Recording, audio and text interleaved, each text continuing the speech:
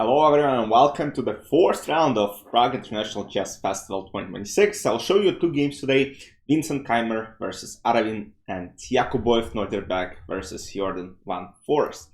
Let's start by looking at this game. Vincent plays with white pieces and Aravindh once again goes for this line with d6 and e5 Philidor.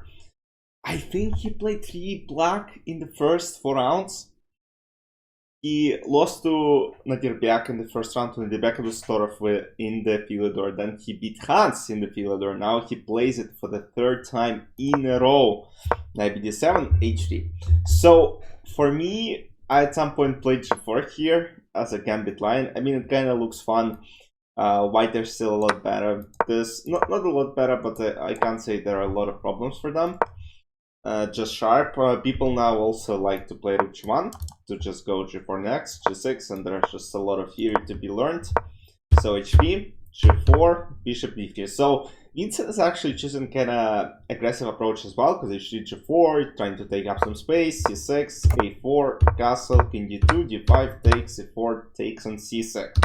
So he lets pawn be on b3, but at the same time, I mean, this is not very dangerous. G5 takes, bishop g5, knight d5, rook g1. So here Aravindh basically tries to trade as many pieces as possible. Knight d5 offering a bishop trade, so if knight takes, bishop g5 obviously, and black are actually better because the bishop is just an absolute animal. So rook g1 is good, takes. Again, you cannot recapture with queen just because bishop g5 is coming, so you gotta play b takes c3, rook e8, king d1. So yes, looks a bit weird for white, but at the same time, white has a huge advantage. Rook c8, bishop e7, this, bishop d3, g6, and queen h6. And now it turns out that black are in serious trouble. So if they end up taking the pawn on c3, just for instance, bishop g6, and the game ends right here. And queen e2 unfortunately is not enough because bishop on g6 protects this beautiful c2 pawn. So this is not a checkmate in any line.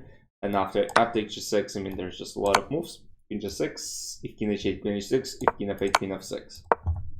So rook c6 to protect g6, king d2.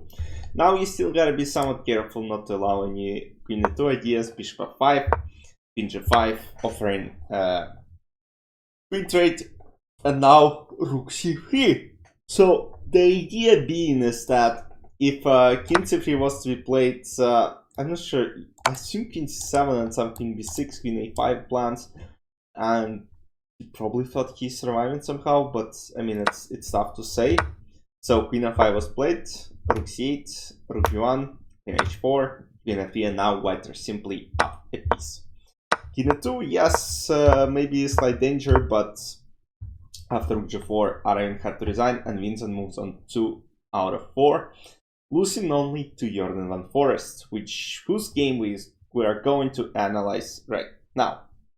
So Vincent is having, not Vincent, Jorden is having a successful event. He moves to 2764 in the live ratings.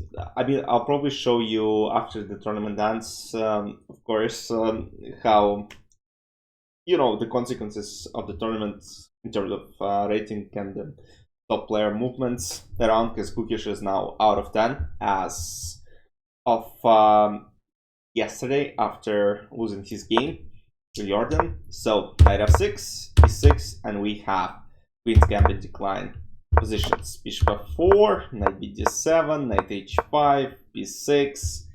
So generally here, once white kind of set up the c3, d4, c5 structure, you really want to play b6, I mean before a5, and you try to trade a few pawns. So b6, a5, knight f4, and c6. Bishop a6 takes, b5 takes, c6. I think I actually saw the same position in the match between Magnus and Vischer. I think it was Chennai match. It could be also a Sochi match as well. So knight b8, I mean, this position is well known, I think, for both players. Queen d7, knight d4, king d3, knight c6, and now kind of offering a draw. Knight c6, but now Nodirbek declines. With 20 minutes left on the clock, he plays a4. Rook e8, knight e5, takes, knight f3, takes, and queen goes back to d8. So, I assume he didn't really want to allow this capture, because suddenly it turns out that, I mean, white potentially have this resource. I mean, not of course right here because of bishop a3, but yeah, maybe rook c1, just simply develop, and then rook c3, rook g3, queen g4, and there could be some more problems.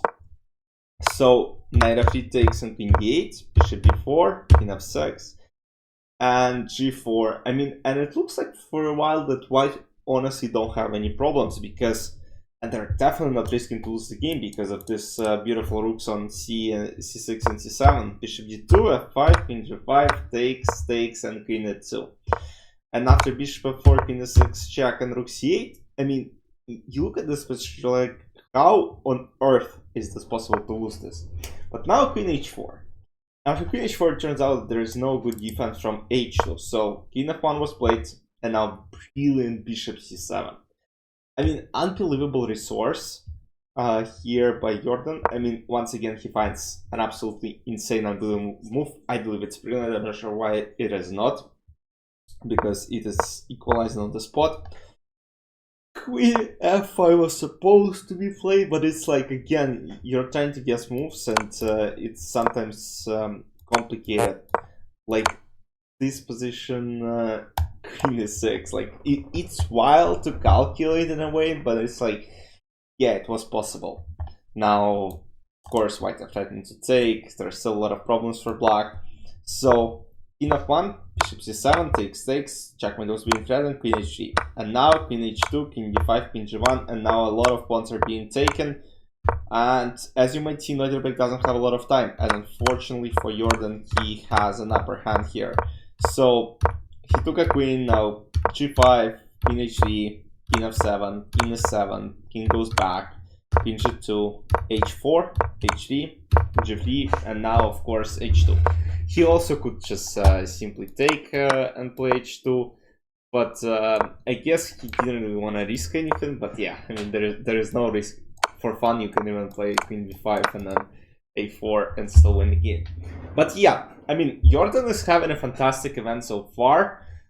3 out of 4 points with 3 wins after 4 rounds. I mean, it's unbelievable. He lost to David Anton in round number 2, but imagine if he, let's say, drew. I mean, he plays Hans on Monday. I believe tomorrow they have a day off, if I'm not mistaken. So I'll probably make a recap of St. Louis Chess Masters, which is going to finish tomorrow, I believe. So yeah, that's it from me for today. I hope you enjoyed. Make sure to like this recap and subscribe to the channel if you want to see more. A lot of content is coming besides the recaps, but you know, I guess it's very important to look at these events, to look at Grandmaster games. So yeah, hope you enjoyed. See you soon. Bye bye.